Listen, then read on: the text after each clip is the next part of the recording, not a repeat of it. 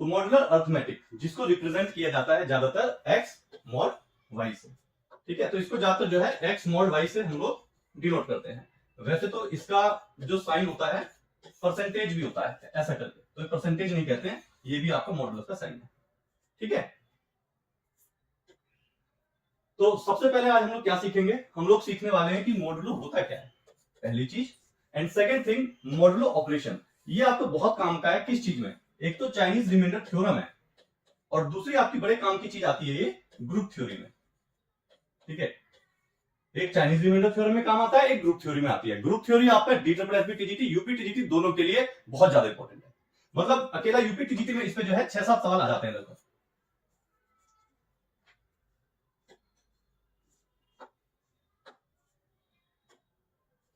तो हम लोग पहले से क्या जानते हैं, हमें पता है कि कोई भी दो इंटीजर, ठीक है, कोई भी दो इंटीजर एक्स और वाई, अगर एक्स बड़ा है वाई से, ठीक, अगर एक्स बड़ा है आप लोगों का वाई से, तो वहां पे हम लोग क्या देखते हैं, X is equal to Y into Q plus R. क्या देखते हैं, ये पता है हमको कि y इज इक्वल टू, ठीक है, x equal to Y Q plus में आर। ये आपका डिविडेंड होता है, ये डिवाइजर होता है, ये क्वोशिएंट होता है, ये रिमाइंडर होता है। और रिमाइंडर जो है हम लोग पॉजिटिव ही लेते हैं, जीरो से बड़ा होगा रिमाइंडर, जीरो के बराबर होगा, लेकिन जिससे डिवाइड कर रहे हैं उससे कम ही आना है, ठीक है। तो यहां पे हमारी क्या क्या चीजें हैं, X Y Q and R, ठीक है, ये हमको पता था। ओके, अब हम लोग क्या करते हैं, आगे बढ़ते हैं। अब हमको आगे देखो इस बात को समझना जरा कि आखिर ये चीज क्या है। हम कहते हैं कि 2 + 3 को जोड़ के क्या आएगा, मीन्स 2 और 3 का सम क्या होगा, कहते हैं 5।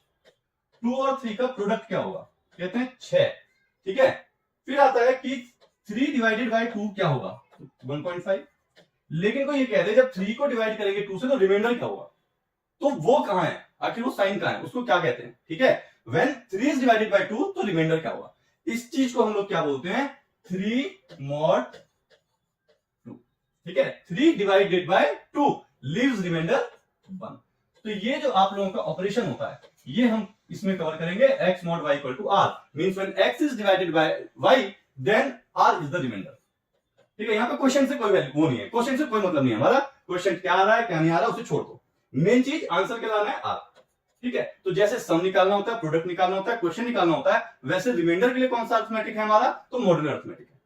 ओके, आगे आते हैं। अब एक एग्जांपल लेते हैं हम लोग, ठीक है, एग्जांपल लेते हैं क्लॉक का। जैसे हम कहते हैं कि 1 बजे दोपहर के, तो ये 1 कैसे है, होता तो 13 है, ठीक। तो हम लोग क्या करते हैं, 13 mod 12 करते हैं ऐसे, ठीक है, कि 13 को 12 से डिवाइड करने पे रिमाइंडर क्या आता है, तो रिमाइंडर 1 आता है, ठीक है, रिमाइंडर क्या आता है, 1 आता है। तो वही हमारा 1 PM। अब मैं कहता हूं कि 17 बज गए शाम के, तो 17 mod 12, ये क्या हो गया हमारा, तो 5 आ गया, 5 PM, 5 रिमाइंडर आ गया, ठीक है। तो ये आपका क्या है, डेली लाइफ में इसकी एप्लीकेशन कैसे यूज होती है।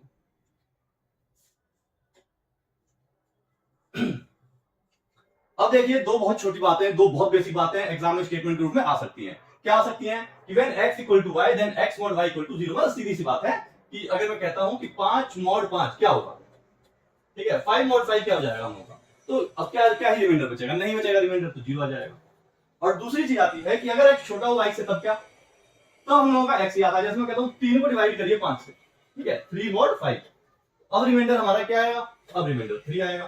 तो जब इससे छोटा होगा ये, तो हम लोगों का ये सेम आता है, एज इट इज आता है। और जब ये बराबर होता है इसके, तो हम लोगों का क्या आता है, ये आपका ये आता है, ठीक है, 0 आता है। अब जब बराबर होगा डिवाइजर डिविडेंड के, तो रिमाइंडर 0 ही आना है, ठीक है। नेक्स्ट, तो ये बहुत छोटी सी प्रॉपर्टी है, आपको स्टेटमेंट में आ जाएगी तो कहोगे कि ये क्या कंफ्यूजन है, जिसने नहीं पढ़ा होगा उसकी दिक्कत आती है कि है क्या चीज, ठीक है। आगे बढ़ते हैं, नेक्स्ट है हमारा कुछ इंपॉर्टेंट प्रॉपर्टी। प्रॉपर्टी 1, प्रॉपर्टी 1 क्या कहती है कि वैल्यू ऑफ x, ठीक है, वैल्यू ऑफ x जो है आप लोगों की increase by a multiple of y। मतलब ये देखो सीधी सी बात क्या है कि x mod y जो होता है आपका x प्लस ky होता है, ठीक है, x plus ky mod y। इसका क्या मतलब है कि अगर x mod y दे रखा है तो x plus k mod times y mod y जो होगा वो बराबर होंगे। मतलब क्या, अगर मैं कहता हूं 7 mod y, 7 mod 5, ठीक है, ये बराबर किसके होगा, तो 7 प्लस कोई भी मल्टीपल ले लीजिए इसका, जैसे मैंने कह दिया 10 इंटू 5, ठीक, और mod 5, ऐसे। अब यहाँ पे क्या हो जाएगा, आपका रिमाइंडर 2 आ रहा है, इसका रिमाइंडर 2 आ रहा है, ये कितना हो गया 50 और 7 57 हो गया। ठीक है, अब ये कितना आ गया रिमाइंडर, ये भी 2 आ रहा है, तो 2 इक्वल टू 2 आ रहा है। तो कहने का ये मतलब है कि अगर x मॉड y दे रखा है तो x plus k times y का मॉड y लोगे तो वो भी आपका बराबर आएगा। ये प्रॉपर्टी नंबर 1 है। ठीक है, नेक्स्ट आते हैं, अगला आता है हमारा सेकंड प्रॉपर्टी आता है addition property of modulo arithmetic. ये क्या कहता है कि अगर मान लीजिए आप लोगों का ए बी सी नंबर है तो a plus B mod C जो होगा वो a mod C, b mod C और फिर इनका मॉड सी। ठीक है, मतलब a plus B mod C जो होगा वो a mod C plus b mod C और उनका मॉड सी। ये हो फॉर एग्जांपल जैसे मैं ये कहता हूं ये कितना हो गया 14 प्लस 8 मॉड 5 है, तो ये 14 मॉड 5 प्लस 8 मॉड 5 और उस पूरे का मॉड 5। ठीक है, तो ये हो गया आप लोगों का 22 मॉडुलो 5, ऐसे कर दिया हम लोगों ने, आ गया 2। ठीक है, ये रिमाइंडर 2 आ गया। नेक्स्ट आते हैं, तो ये आ गया आप लोगों का 14 मॉड 5, 5 से डिवाइड किया 10, रिमाइंडर बच गया 4, ये 4 हो गया। 8 मॉड 5 3, फिर इनका मॉडुलो 5। ठीक है, फिर क्या आ गया हमारा 7 मॉडुलो 5, तो रिमाइंडर क्या आ गया हम लोगों का 2 आ गया, 2 2 बराबर। ठीक है, तो ये हमारा सेकंड प्रॉपर्टी है। थर्ड प्रॉपर्टी पे आते हैं।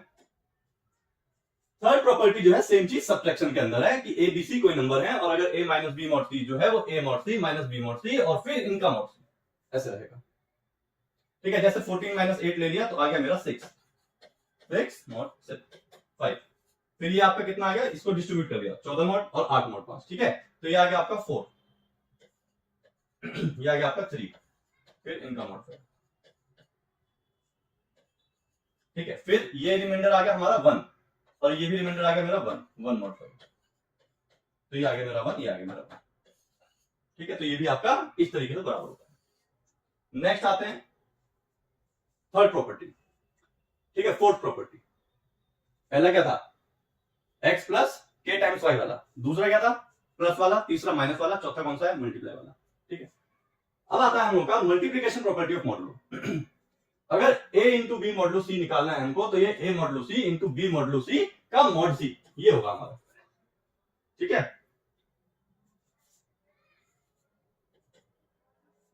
ओके, ये ऐसा आएगा। ठीक, कि a into mod C, a into B mod C equal to a mod C b mod C और उस पूरे का मॉड सी। ठीक है, यहां पे टाइपो एरर हो गया हम लोगों का, इस प्रॉपर्टी को मैं लिख देता हूं अच्छे से।